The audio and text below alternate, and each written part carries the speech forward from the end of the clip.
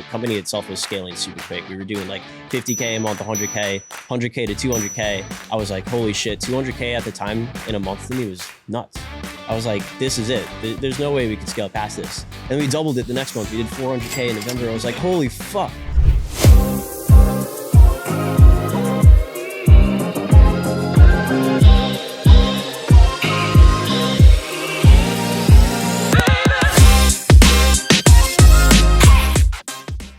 Welcome back to the Stick Talk podcast. We are filming a back-to-back with the homie Erik after the homie Noah. Great episode, followed by another great episode. What's going on? Is Jasper your middle name or what is that? Jasper is my middle name, yes. I like that. It's my great-grandpa's name. Erik Jasper Kier. Shout out Grandpa Jasper. Sounds stoic. Yeah. But welcome on, man. So I want to get right into the blue-collar work because you run an e-com brand, and a lot of e-com guys nowadays just want to drop ship and sell stuff from their laptop. But you got your hands dirty last week. You were in the heart of Quebec, right? Yeah, northern Quebec, literally like almost the tundra, all the way up there. But yeah, I spent the past week picking flowers off of trees, and we're turning those flowers into a supplement that we sell for our brand-based supplements. All right, so talk to me about the flower, the supplement itself, and the actual process of harvesting this all. Yeah, so a lot of e-com brands don't know where their products come from. Everyone is out there sourcing their products on Alibaba. And what I like that we do to set ourselves apart is I actually go down to the supply chains and I do the shit myself because there's nothing better than having a personal connection to your products. And when you have that personal connection to your products, it makes it so much better for you to talk about your products to the audience that you're selling to. So Noah was talking about it a little bit before. Twitter is our main launch pad, and Twitter, the audience loves our products there because it is purely intellectually based. And we have so much content that we're able to share because I'm actually out there in the field doing the work, doing the blue collar work, getting my hands dirty, and picking flowers off of trees. So pine pollen itself, the pine trees only pollinate once per year. So we have to go there during a set amount of time. There's only a month, about a 3 to 4 week span. We're able to pick the flowers off the trees before they pollinate, because as soon as they pollinate, all that pollen goes out into the air and then it's gone from the tree.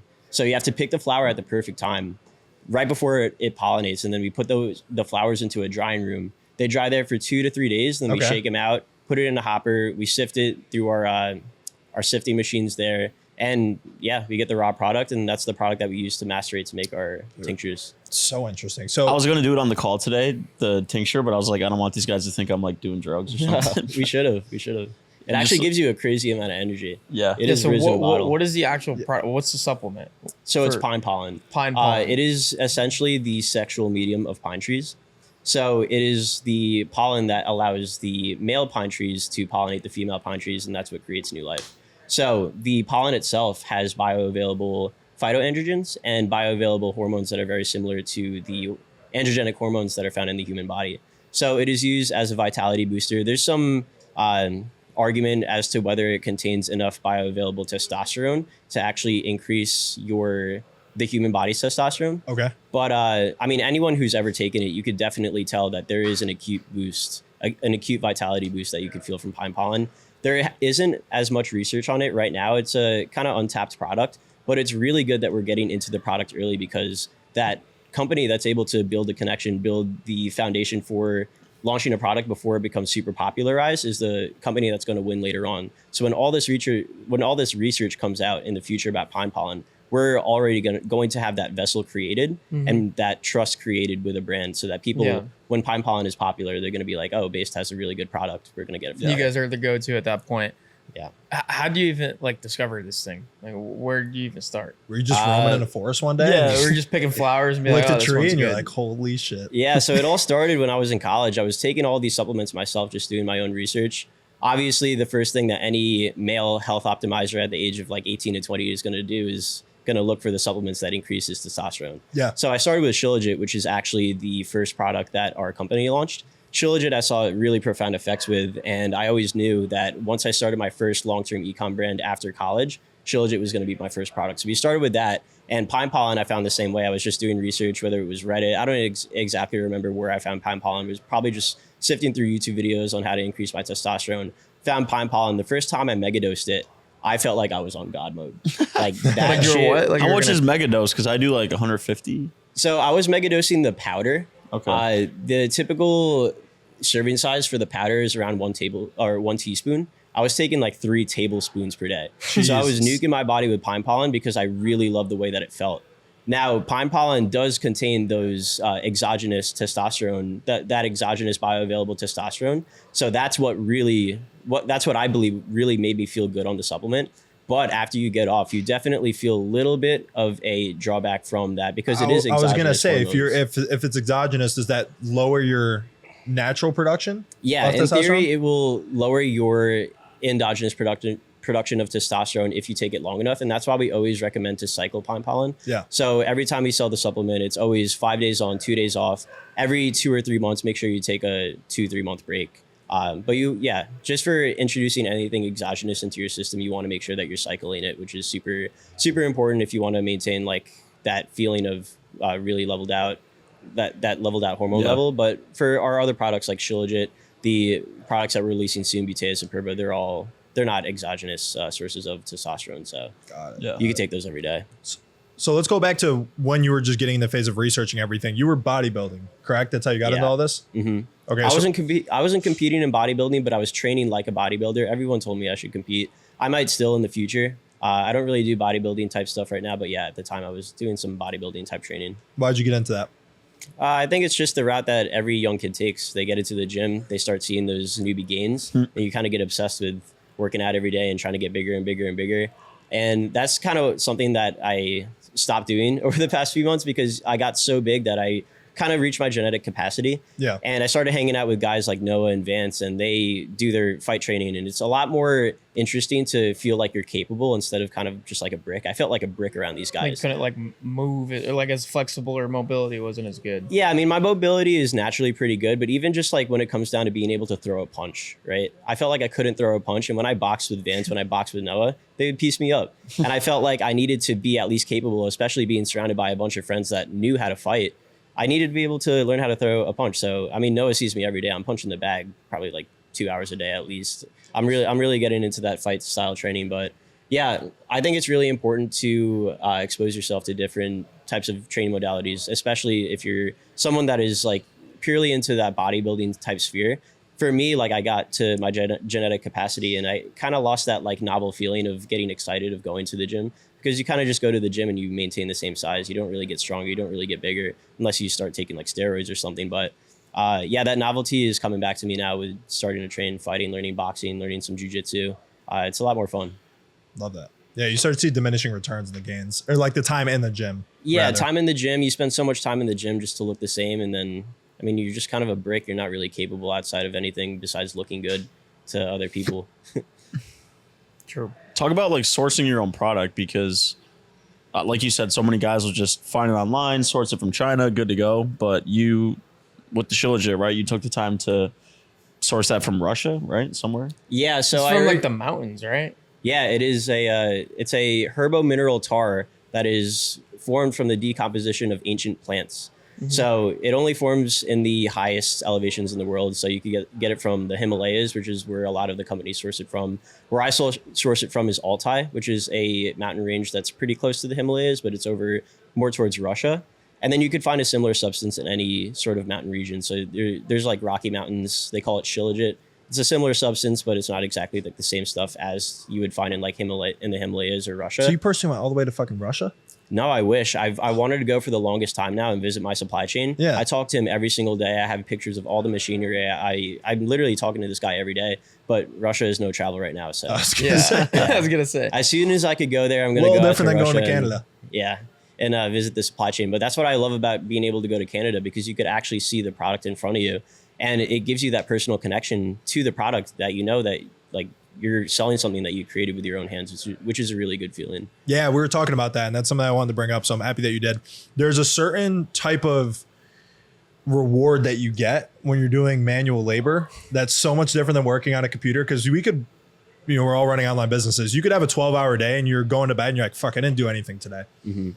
Yeah, the feeling of like working manual labor, like in the field, getting your hands dirty, working like a 10-hour long workday, you feel like you accomplished something. At the end of the you day, feel so much more accomplished. And you can see it. It's more about like seeing it. I also think it's like a genetic hardwiring thing, because think about how long we've been around and building shit and, being happy when we built a hut to sleep under, when the rain is super heavy versus how long online business has been around. Yeah.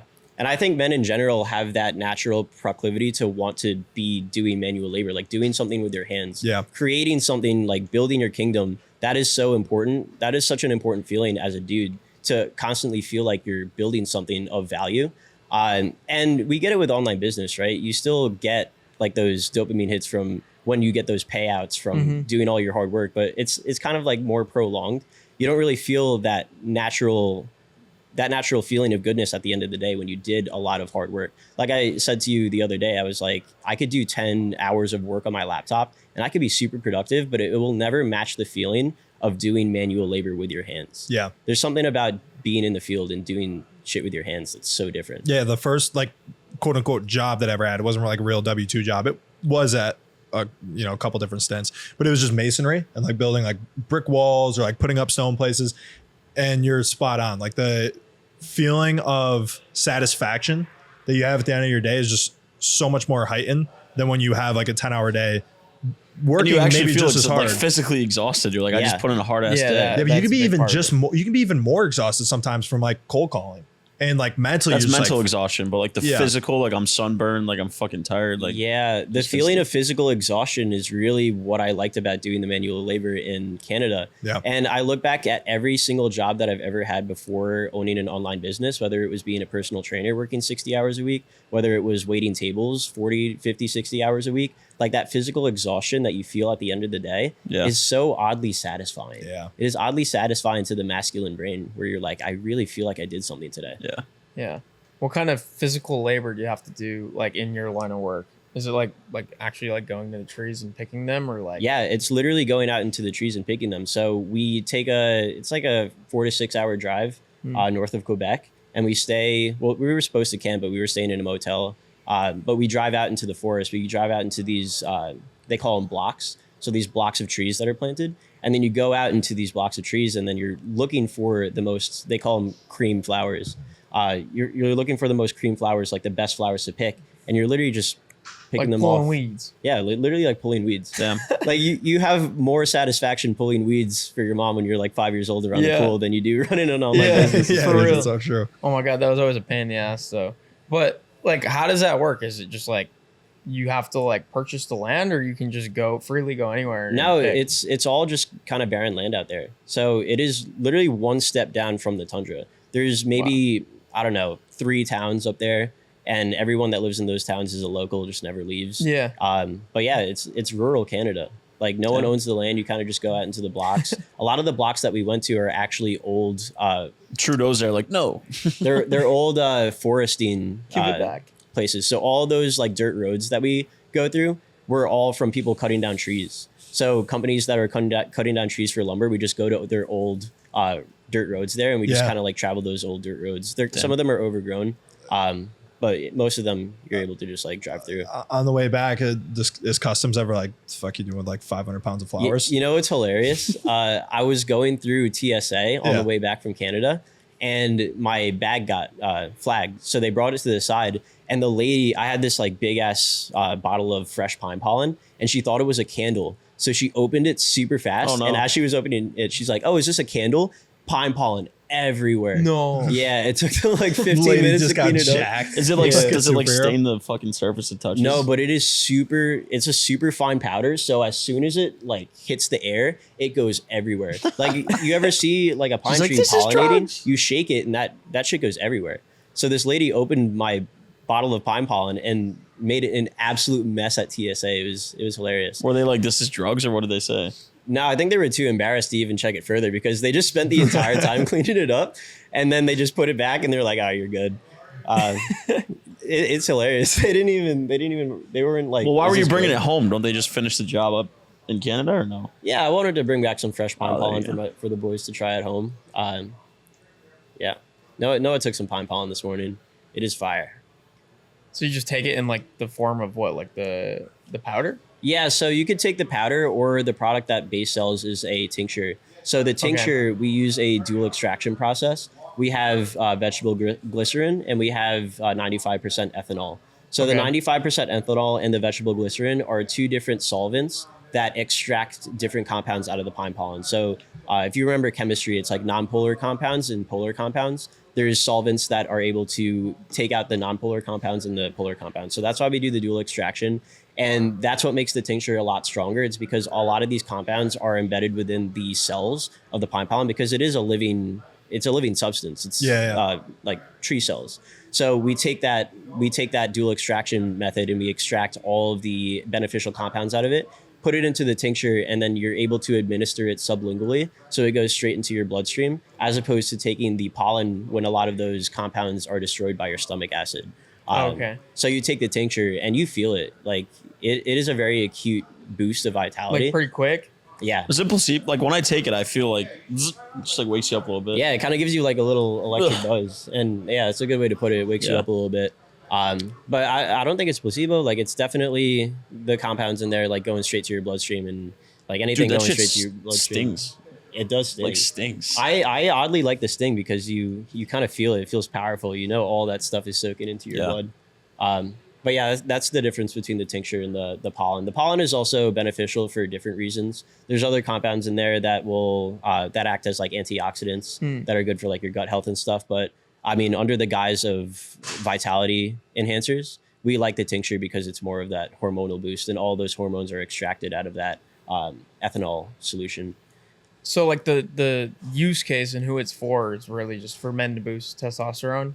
Yeah. I mean, that's with any of the base products, and that's why it makes more sense for us to sell the tincture instead of the powder, because we're trying to sell vitality boosting supplements.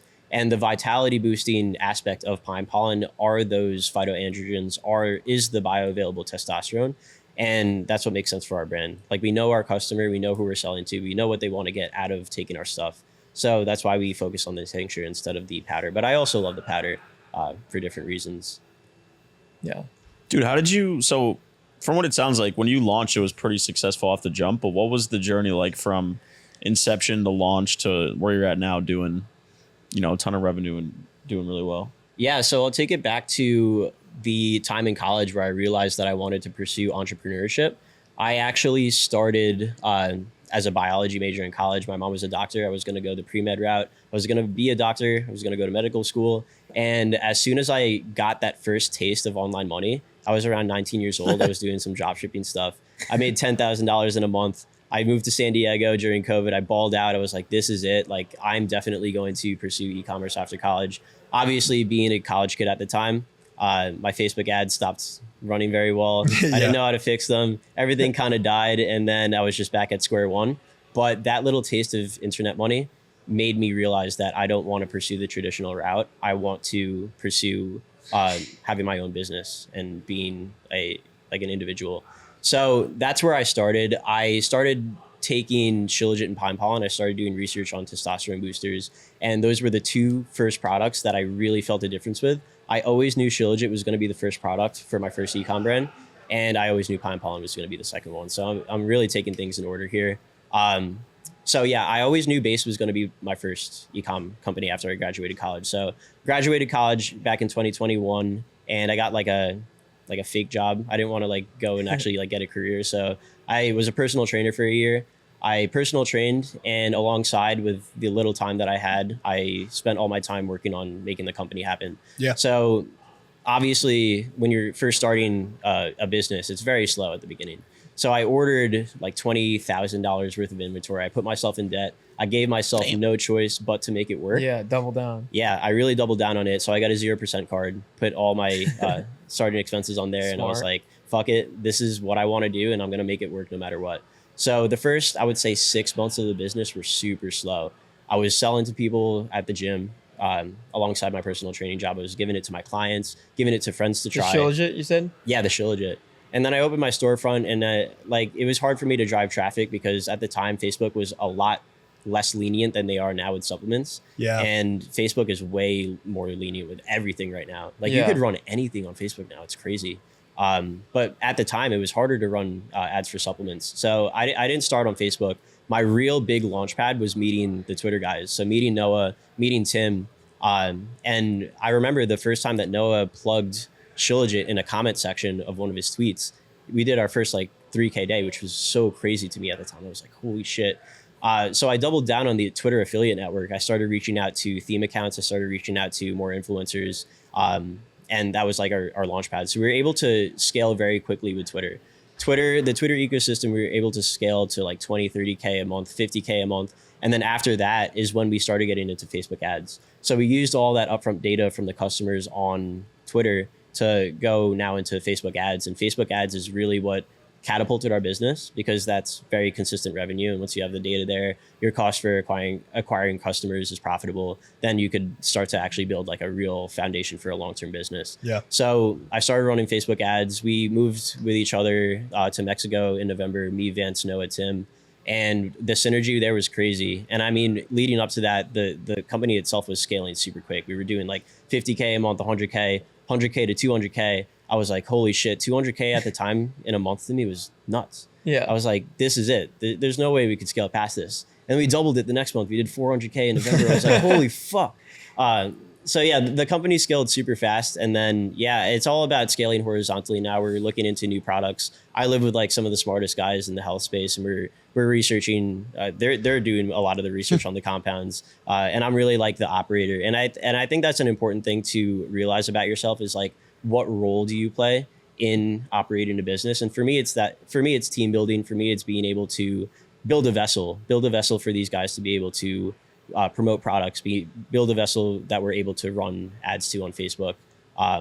And yeah, that's really like my forte, is being that operator for the business. That's sick.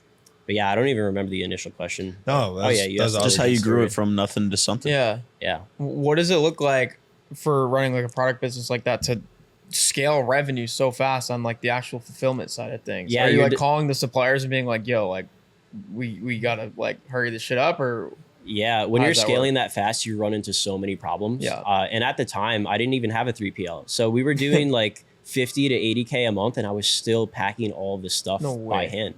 I had the raw shilajit sent to me at my house. I had all the empty jars sent to me at my house. The tablet sheets, the boxes.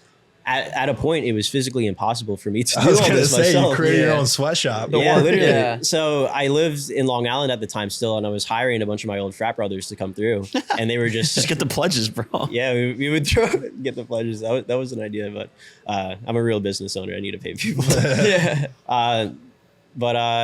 Yeah, I mean, I hired a bunch of my frat brothers. We would throw on music and just work like 5-6 hours a day. I would pay them well, and that was like my first real taste of like, I'm building a team here. I'm building an actual business, and it's not a solo mission anymore. Yeah. So obviously, it came to a point where like my frat brothers were getting super tired. I didn't want to like keep asking them to come over to pack shilajit jars, because it is tough. It is a very thick substance, and it's annoying. Yeah, it sticks. It's like, yeah, dude, I've seen that stuff. It's yeah, not easy to handle. They're like, fuck, So- Eric, I just want to play a game of Pong. yeah, literally. That was the vibe. We in got there. a mixer later. But yeah, the first big handoff that I did was to the 3PL. So we handed off to the 3PL around August of last year. And that was like the biggest like weight off my Breakthrough, shoulders. yeah. Because now we had an entire, or it was a co-packing operation plus a 3PL. So Okay. they were doing all the manufacturing for me. They were doing all the shipment for me. And like it comes back to the manual labor thing. It's like I passed that on, and it felt really good for a few weeks. And then I felt like I was missing something. I was like, damn, I miss working in my kitchen for like 5 to 6 hours a day, because like you have such a connection to your business. Yeah. You lose that connection to your business when everything is outsourced. But I mean, I got to keep playing the game. I got to keep growing the business. So, I mean, that's with anything that I've outsourced at this point too. It's like Facebook ads, hiring ghostwriters for Twitter. Yeah, the 3PL stuff, the co-manufacturing, all of it. So do you notice that your business could kind of either scale super quickly and then have like a really sharp downturn based on the popularity of the product itself, and really like things that aren't really in your control? Like if at one point in time ashwagandha is like super popular and it's like all people could talk about, but then that goes by the wayside, does that like nuke your business, and is that why you have to scale horizontally? Or what have you for seen there? sure. I mean, you could see it in the shilajit product itself too. Okay. When we were scaling super fast, shilajit was actually starting a trend. So if you look on Google Trends, there were a lot of viral marketing companies that picked up that shilajit is actually a very interesting product. Yeah. And there were a lot of kids making viral marketing videos for shilajit. And we were able to scale super fast because we were kind of just taking our piece of the pie there. But I mean, shilajit was so popular that it was beat to the ground. So everyone knows what it is. Everyone saw the same hooks on TikTok. Everyone just saw the same marketing. And when that marketing is just beat to the ground, the supplement becomes kind of cringy. It's a great supplement, but the marketing kind of just like ruined it. So you definitely could feel like the change in the markets and how it affects revenue. And that's why it's important to scale horizontally, having like a product catalog instead of relying on one or two like hero SKUs. So pine pollen was a very good launch for us. And it's not that pine pollen was trending when we started selling it, but we actually have such a good launch pad on Twitter that we could just start talking about supplements and really hype them up, talk about the science behind them, and we're able to launch those products very profitably. And that's why I like working with the guys that we work with. Yeah, it's super interesting. Like you were saying, it's like you're first to the game in pine pollen. So when that same thing happens, like it did with Shilajit, where it gets trendy and popular, like you're there. Yeah, and I think it's really important to really know that your product is a good product that people are going to like. It has those factors that you know are going to pick up eventually.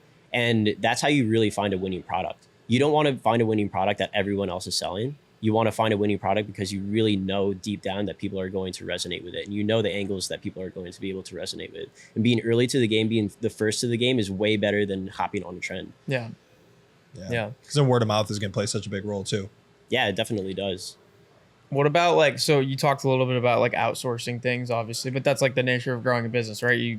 You have to outsource things to then take on a new role, which is like a leadership role, managing a team. Yeah. Like, what has that experience been like? Is it pretty much remote? Like, are you getting together with the guys like on a pretty often basis, or? Yeah, I meet with my team members virtually pretty often, but as of now, like everything is remote for me. I've outsourced everything. I've outsourced my media buying. I've outsourced my 3PL co-manufacturing. A lot of the social media is outsourced too. So it's really just my job to focus on those higher level tasks. And right now that higher level task is focusing on launching those new products, scaling horizontally, reselling to our existing customers, retargeting other customers. But yeah, I think it's super important to also, one of the very more important principles that I abide by in running a business is being able to wear the hats in every single one of the sectors of your business. Because if you outsource something too quickly and you don't understand how that person is treating their job, if you don't know that they're doing it well, if you don't know if they're doing it poorly, then it's just going to stab you in the back like, at the end of the day.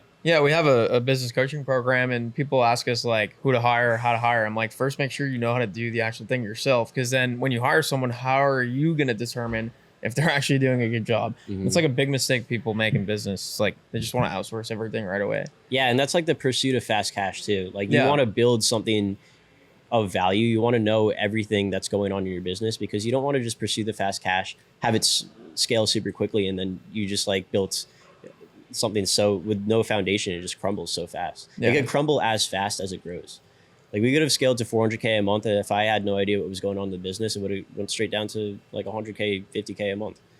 Yeah, it's crazy, but that's how you learn too. Like during those dips and ups and downs. Yeah. So keep stacking those lessons. Let's talk some nerdy ecom, because you're wearing my hat. I'm interested to hear like the sauce behind ecom. Like in terms of retention and like lifetime value, what do you do to get people to come back? Just set them on subscriptions, email them, text them. Yeah, so the most brand equity you're going to be able to build is getting people on rebill. Now, for a supplement company, that's a lot easier to do than someone selling hats. Yeah. So subscription aside, fuck, I forgot to cancel. It's like my 18th. I'm gonna do a mystery box at some point. Fuck it. Yeah. Really good ways to increase your AOV and your LTV. Well, the LTV is really focused on if people actually like the brand or not. Are people going to come back and buy another piece of clothing from you because they like the brand? And that's really up to you. So you're building a very strong personal brand on TikTok, and that's going to be hugely beneficial for you because you are going to be the man of Tampa. And if you start creating, he's on par to become the man of Tampa. You got the key to the city.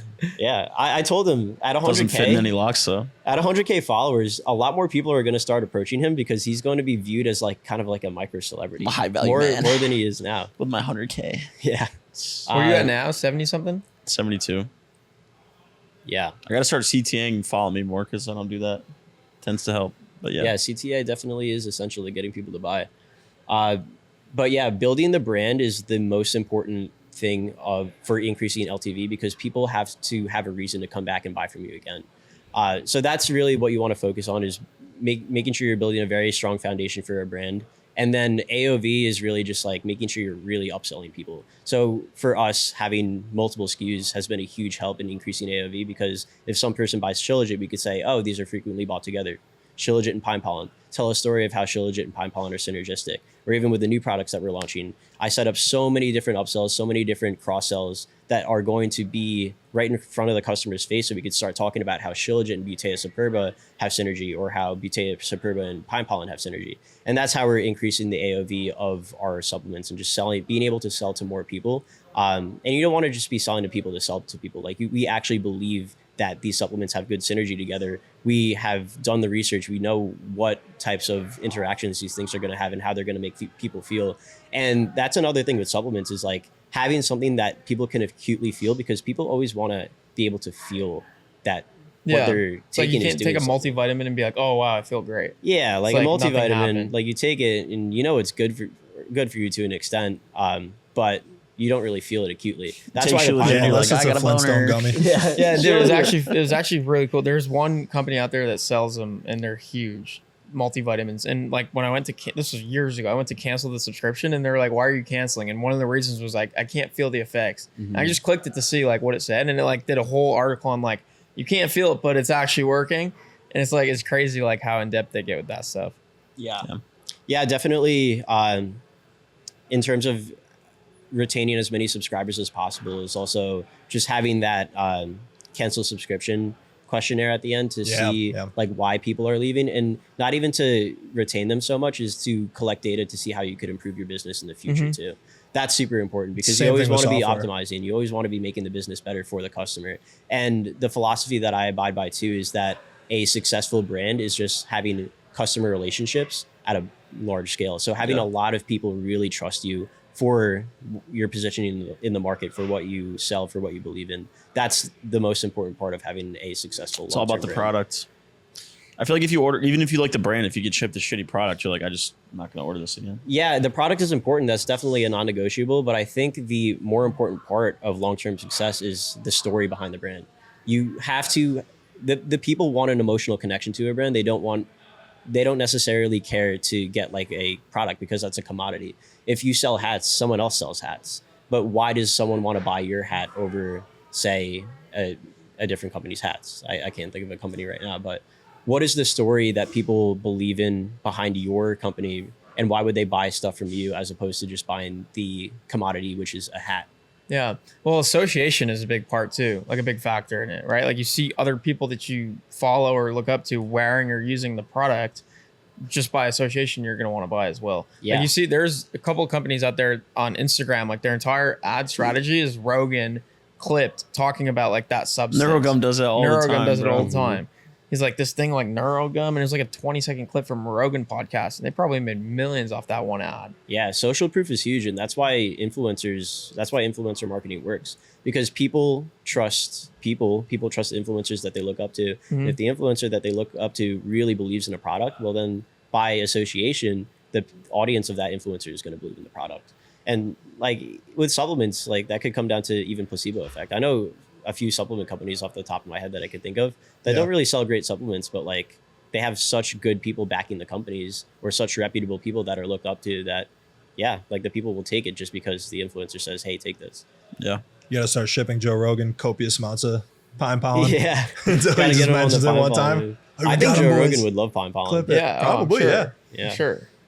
So like, how is that different? Like, because Rogan, for example, like he takes TRT and different testosterone boosters. Like, how is pine pollen different? I think anyone who takes like a huge dose of exogenous hormones, like someone on TRT or someone taking steroids, is going to feel the benefits of the hormonal benefits, that is, of pine pollen a lot less than someone who has never taken any exogenous form of testosterone in their life. But I mean, there's also other benefits to pine pollen beyond the hormonal effects. Now, it's not really beneficial to us because we are a vitality company. We're like a strength supplement company, and like pressing on those angles isn't going to be like hugely beneficial, because we're kind of veering away from our target customer. Yeah. So, I mean, our target customer target customer for the pine pollen isn't the dude on TRT. Yeah. So, like, just thinking of that aside, it's like we don't really think of selling to that guy, because he's not the person that we want to sell to. And if you sell to everyone, then you sell to no one. Yeah. You have to really cater to your target customer and really get super clear on who your target customer is, because you want them to believe in the story that you're telling them. And if your story is all over the place and you're trying to get the TRT guy and then you're trying to get like the holistic guy that's on the beach in Sayulita doing fucking weird cartwheels and shit, like you're gonna like lose the story behind your brand. Yeah. So that's really important, is just knowing your target customer and not veering away from that. Dude, I want to go back because you kind of just skipped from like, I started, it was slow. Now we're making 400K a month. In those 6 months when it was pretty slow and you had like your fake job, as you called it, but you're like working, you know, probably for not that much money per hour. And like you had your mom, who's a doctor, who probably at some point thought you were going to be a doctor. Like, was that tough? Like, did you have support from your family, or like what the fuck was this kid my doing? parents supported me the entire way through. Awesome. I mean, I told my mom that I didn't want to go to medical school and she was fine with it. Yeah. And it wasn't until shit got really, really tough for me when I was in that debt, where I remember, like I vividly remember, my mom gave me that little ounce of doubt one day. She said, hey, maybe you should start looking into like other areas to like look for a career in. And that really gave me motivation to be like, fuck, I need to make this happen. I really have no choice, because I don't want to disappoint my parents. Like, my parents supported me this entire way. If I disappoint them, that would make me feel like shit. So when I look back to that 6 month period where shit was really, really tough, one of the biggest catalysts for me was my mom giving me that single ounce of doubt that she never gave me before. Because I mean, she's my mom. She obviously wants the best for me. And when she sees me struggling, she wants me to be safe. Like, she wants me to be able to fend for myself. But Yeah, I always it kept was like you realized the vision. consequences were bigger than you thought. Like, it's not just me failing at the Ecom brand. It's also Yeah. disappointing my mom, which is like a million times worse. That just jolted you. And after that, you were good. Yeah. Yeah. And then being in debt too, that'll motivate the shit out of you. I'll let it fire on your ass. Yeah. I never worked harder in my life. When I had that 20K of debt, I never worked harder in my life. Like, I was working 8 to 10 hours in the gym. I would come home, I would shovel down a Chipotle bowl, and I would get straight to work on the ecom brand. Chipotle is like the grind set meal. It's like Hormozi, Yeah. just like Yeah. It is. It's so easy. you see what they're doing now, where like people show up and film the Chipotle meal, so they'll put more serving in their, or like food in their fucking dish. Yeah, they have an SOP set up for when people video it. You get just like fill the shit out of that bowl. You have to be the biggest loser in the world to be filming the Chipotle. I feel like that's something Christian that's would do. something you would do on for TikTok. Chipotle fell off. Chipotle fell off. It's the worst restaurant. It's not even close. Yeah, dude. Poor Hormozi Chipotle said he would workers. like scheme them hard. He would ask for like half portions of Dude, each. he did like a whole That's not even video on scheming them. YouTube. That's- I it do that wasn't all the time. scheming, but it was kind of cringy. But filming He was is doing scheming. like Why? the normie videos on YouTube, and he was like, he did like a 16-minute video on like how to eat cheaper at like Panda Express and Chipotle. And he was like talking about like hacks on how to get more food for the same price. Interesting. A guy making like multiple hundred That's Ks what I'm of saying. Well, I'm like, this dude, was like- also when he was like sleeping on Yeah. the gym floor. But like he grinding. talked about how he still does it. Yeah, I mean, And I I'm think like, you'll notice it too. It's like How about that guy, bro? He's eating Chipotle, Panda Express, 7-Eleven food, dessert, and he's still yoked to the I mean, fucking Chipotle. tits. I mean, what he gets though at those places is pretty solid. Or I at think he's a least from genetic what I know. freak show. he's just slamming enough protein. He's Persian, right? Yeah, It works out all It's the that time. Persian blood. Yeah, he's also on steroids, right? Yeah. Yeah. That'll make anyone look like a free show. I gotta get on Gen- steroids. There must be steroids in macaroni. Yeah, you would think a guy like Hormozi, who's making like so much money. I mean, a big point of making money is to like make your life easier, no? So you Yeah. don't have to be so neurotic about shit. Like, why is he Yeah. still? He flies private now. Yeah, flies private, but is still trying to save money at Chipotle. I think that's Yeah. just actually who he is, though. It's like the same reason It's a why like weird Warren identity Buffett thing. like drives like a shitty car, lives in a small house, goes to McDonald's, gets the same thing for breakfast every day. It's like that's just who he is. Like you can't Yeah. can't You fake see it. Like, Berkshire he- Hathaway hit like $4 today or something. I saw that briefly, but I didn't. It look was it into like a It was a Glitch? glitch in the market. Yeah. Everyone's like, it went down 99%. I'm like, no, it didn't. yeah, that's strange. All these 70-year-olds who've put their whole life savings in it are like, no. Imagine they hit They sell. sell at $4. Yeah, imagine. It goes straight back up. I think for Hormozi, it's not about like saving money. It's just about him feeling like he won the interaction. Yeah. And he's just like an ultra competitive, like neurotic guy who just Like he cares got deep more about than the it. average person. Yeah, in yeah. every situation. like I won. I said half chicken, half steak at Chipotle. Waited till they did it, and then I said double afterwards. And then they put 3 servings instead of 2. Yeah, He's like, I'm a winner. that's something Noah Ryan would do. Yeah. That Noah Ryan guy stinks. We had him on the podcast last week. Wait, what'd you say? I was fucking with you. Worst podcast ever. No. That was fire. It's just fun to talk about him as if he's not here. Yeah, as if he's Yeah. not sitting right across from me. He's out of the frame though, so if they're watching this, they think we're schizophrenic talking about somebody who's not present. Yeah. Dude, what do you do? Like you said, you'll go on streaks where you just don't even work and the Shopify noties are still hitting. So like, what do you do to find like purposeful work? I think it's just keeping yourself busy beyond making money. So, I mean, my biggest hobby now is learning French. So I've been sitting on Duolingo. I've been watching shows with French subtitles. And the real catalyst for learning French was actually going to Canada. Yeah. Everyone around me was speaking French, and I mean, it kind of creates a degree of separation between you and the people. But I know that I'm going to go back there next year. I'm going to go back there for a longer period of time. So I set that goal for myself. I'm like, I'm going to learn French in a year, so that when I go back and I'm around all my field working friends again, it's going to be a lot better because I'll be able to speak French and I'll feel that like connection with them. But I love all the people that I was working with there. It was so fun. But yeah, beyond making money, like you have to think of other hobbies. Like not everything is about making money. So you could learn a language. You could really dial in on your fitness. You could get into some philosophy. You could start listening to podcasts, like really leveling yourself up in other facets of life. For me, a big thing like recently is like developing social skills. Just developing like principles to abide by to have more confidence in social situations, being like more stern person, like looking more into like traditional masculinity principles, just like becoming a better man. That's like super important to me. Yeah. And it fits in with the base brand too. Yeah. That's cool, man. No, you want to hop in real quick? I just want to check the camera. Guest appearance. We're Damn, having a celebrity shot. guest here. Yeah. First Yes. ever. Welcome back. You guys A were talking about serious- stuff, and I wanted to chime in. I was sitting there like, Of hard-hitting questions. Get it. Wait, chime in. The Now's your- podcast- now's your- The podcast with Noah last week, he comes over. He's what's wearing up, the same guys? outfit. I'm still here. I didn't really have much going on. He's replaced Andre. Yeah. We've actually been here for 7 days straight. What'd you want to chime in on, bruh? Oh, everything he was saying. But yeah, I mean, now it's gone. The fire's out. That was fire, though. No, we're still going here. We're still going. Yeah. Yeah. Shit. Yeah. Anyway, I don't want to keep it PG now. steer your thunder, Eric. Let's not talk about the weekend. I think that's something really important that you bring up, though, too. It's like we were talking about this earlier with monk mode, where it's like a lot of guys grind, like, I just got to hit that month. I got to hit that month. And then they keep playing that game, right? Where it's like they keep playing that game, like, so cliche. It's not 10K, but 20K. I feel like you can continue to play that game while doing those ancillary side quests that we always talk about, like learning a new language, like learning a new skill. I feel like people make it mutually exclusive where it's like you have to go all in on business or you have to be a fuck off and go do nothing. It's like, why can't you just do both? Yeah. But then you become a boring person because you're not multifaceted. You don't Exactly. have those other edges to you that make you more interesting, and especially just like I feel like people think that like once they hit the money goal, they're like, oh, money will make me cool. Like more. It never does. No. It's just an amplifier. Like you make a bunch of money and you're a dork, you're just gonna be an amplified dork.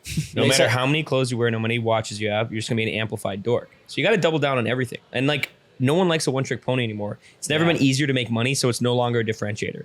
You go in a room with a bunch of people with money, doesn't matter how much you make, you're not gonna be cool unless you have something else, something money can't buy. Like French. French. And I was gonna say, like, it's a lot of times it's the opposite. So I said I felt the best when I was scaling my business. I felt the best when I was doing the work with my hands. And then you finally make the big sum of cash and then you feel lost because your goal the entire time was, I want to hit my first 100K month. You hit it and you're like, what now? You have all this money and you thought you would be living the life, but you're kind of just the same old person that you were. And like focusing on those ancillary tasks, like you said, like those are what makes life more entertaining. Because you're not focused neurotically on just something that is so arbitrary and doesn't really mean much. Like past a certain amount of money, it doesn't really affect your life that much. Yeah, I think So you that's part of it too. It's like a lot of people will set a goal at like, I want to make 100K in a month. And on their way there, 20, 30, 40, you end up at some point just building kind of like your perfect, comfortable life. So you already saw that huge gain in terms of quality of life that you were looking to make. And then the difference between, let's say it was 30 and 100, you actually see no difference in quality of life. So you're just like, wait, fuck, what? I hit 100 and it wasn't like triple what I was at 30. It's like maybe 2% better. And like I maybe fly private instead of first class, but it really wasn't that much of a difference. Yeah. So I think that's a big thing too, is like people think that they just throw out these numbers because they're like buzzwords and whatnot. And they end up meeting all of their financial needs way earlier. So when they do hit that goal, it's like there's actually no difference at all. Mm-hmm. Yeah. I feel like my best times are when I was like pinching pennies in college. So it's like fun and money or not. Yeah, you look back to college and you were the brokest you've ever been. I know probably all of us were the brokest we've ever been in college, and you had the most fun. Yeah. Because you were just focused on living life. You were focused on enjoying the presence around you, and you were neurotically focused on scaling your business to that next X number per month. And I think people make money and they forget what they're making money for. It's like spend money on what you find valuable, but they start making money and they start spending money on what other people find valuable, right? So like you're playing this crapshoot game that's not even fun, and if you really sat down and thought about it, you're What's like, valuable to you? like what's valuable to you, and like What is valuable oftentimes to you? what is valuable to you really doesn't cost that much. You know, like my worst case scenario, my best case scenario are kind of the same thing. Like, you know, it's like the man works his entire life to make a bunch of money to live like a man that makes no money and lives on the beach all day.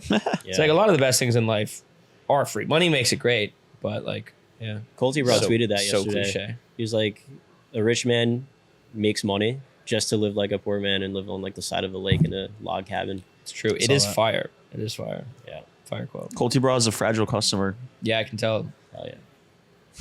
What does that mean? Because he always posts Because he's photos base as fuck. with the hat on. What do you mean? It wasn't a trick Sounded like a question. dig was coming. Trick answer. Christian's he's looking for a fight. Yeah, No, I don't want to fight. it's okay. I Side want to learn quest. how to fight. Side quest. We could This, be this the. guy has tons of side quests. Yeah. I just be Christian side is a questing. side Tampa. quest king of Tampa. Yeah, he's a He's side fulfilling quester. all the side quests so that everyone can sit on their phone and just feel like they're fulfilling the side quest. Yeah. Bushcraft camping's next for you. I'm down. I want to feel like in nature for once. Bro, I'm a city well, boy. You bailed on camping last time. We had a camping trip set up, and Christian's like the morning of, like, guys, I can't do it. I'm like, No. I think I was well in Christian's- advance canceling. Christian's next endeavor is Run Club. Yeah, that is true. I want to Show get up more to into Run running. Club. Bro, I you hate would be the running. best run club influencer too. I know. You'd crush it. Yeah, because they'd see you and they'd be like, "Oh, if he can do it, anybody can do Yeah. it." Pinellas Exactly. Park Walkway is the best run club destination, and it's not even close. Yeah. Ellis Park. Pinellas Where's Park. that? Oh, It's in St. Pete. okay. Get some good run club shoes. I'm down for camping though, dude. Yeah. Can we Camping go like is so hunt? fun. Let's hunt our own food. Where do you guys go camping around here? Miaka River. Okay. It's down south. Fort DeSoto State Park. You can actually camp on the water. Super cool. based? Very important to get out in nature. Like, Yeah. we went camping on New Year's. Yeah, that was Miyaka. Yeah, we It's like the we didn't worst do time to anything. go camping. Well, what do you mean? New Year's is like the best like time to be in a city. Ever. Depends on what you want. Yeah, it depends on values, Yeah. right? Spend money Different on what you people, think's different important. values. You're right. Yeah, so it was good. I mean, we just I live sat for there and New said Year's nothing. Eve. But it's like, man, have you ever been that destimulated? Like going out in a campsite, no phone, no EMFs, no like. I like how I have major nostalgia about camping because in high school my buddies would bring me up to their campsite and we would just play basketball and fuck about the land. And They had basketball courts in the campsite. and There was a play basketball your court, yeah. Nintendo DS. what's wrong with a basketball court? Is that too civilized at a Yeah, campsite? that's like, what campsite is a basketball? Oh, it's like a glamp site, but like, oh, okay, glam sitting site. around a campfire, Glamping. music on, couple drinks. Phone plugged into the outlets that are everywhere around you. Yeah. Sitting under street light. Dude, camping was the best. I had my phone. I was on mushrooms. Yeah. Yeah. Live streaming it. Yeah. On the topic of nature, one thing that I haven't done yet that I really want to do is go hunting. Because I grew up in the Northeast and there's not really like a lot of. Snowmobiling. Yeah, based. I've never gone hunting either. I know a bunch of people who have. It just seems like so boring. Hunting? Yeah. Damn, we had the same reaction. I feel like hunting will give you such a important connection to your food, connection to nature. I would want to do it. I'm saying that's the only thing that's kept me from doing it is just like the waiting game. I was hunting Yeah. double I'm scoops at naturally like a Chipotle. very like antsy, like I want to keep doing something and keep moving around type person. I'm super restless. That's why you must do it. Yeah. It's like the opposite, you know? It's why I should do it. You're right. Yeah. You gotta But it's lean also into your what's kept me weaknesses. from doing it. Lean into your weaknesses and turn them into your strengths. Yeah. This is an intervention, Dan. Yeah. But no, I think that's like the reality of it is like a lot, like it's the instant gratification thing. It's like you got to wait, but that makes it so much better when you do get it. And then it's one of those things where like kind of sucks while you're doing it. If you don't catch anything, you're just sitting out there all day. But you look back on it and you're like, oh, this was awesome. It was a very formative experience. But that's real. Like there's a real reward in there. And sometimes you don't get the reward and sometimes you do. But when you do get the reward, it feels so good. Same thing with picking the flower off trees. Like it's so rewarding. Yeah. That The- work, that hard work in the field. The pine semen, The pine semen. that That's is what they call pine it. pollen is. Yeah. Like, you wonder why it's such a virility agent. a lot of the compounds like in nature that you're talking about with based, it's like they're virility agents for the same purpose that humans want them. Yeah. Better survival, more reproductive Make that tree capabilities. nut. That why You got- people Yeah, eat literally. bull testicles and stuff like that. Well, that's like this like supports like idea where like the organ you eat on an animal correlates to benefits with your own organs. Okay. Testicles is kind of like the ROI is not there, right? Like I think it's sensible, but the ROI is not there. Everyone just goes home and starts eating like cow penises. Yeah. What if I eat monkey Immediately brain? makes Will I it get get bigger. smarter? Well, you'll probably get prions, but you'll actually probably get smarter as well because there's peptides, right? Like we're talking about peptides a lot. There's peptides that are in brains that people extract and inject in themselves, right? Like cerebrolysin, cortexin. So if you eat a brain, you're getting those full spectrum peptides, but you run the risk of prions, which are like misfolded proteins that if you consume, they can kind of wreak havoc and give you mad cow disease. So Don't want that. There was a All right. Mini lightning round. yeah mini. We'll actually go lightning this time. If you could move to Japan or Canada, where are you going? Canada in the short term, Japan in the long term. Boom. You got to come up with a lightning round question. Oh, You got to go quick.